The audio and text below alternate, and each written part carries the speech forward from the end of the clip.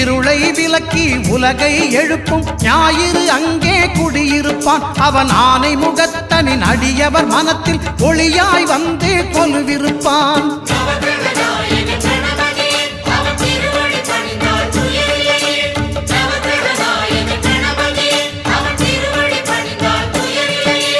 ஒன்பது கோளும் ஒன்றாய் காண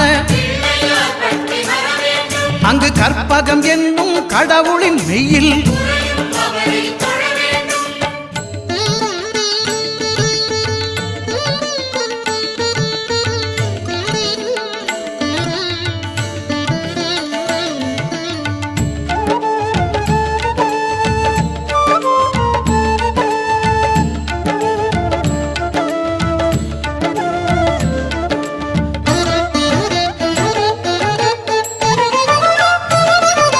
திங்கள் பகவான் திருமுகம் காண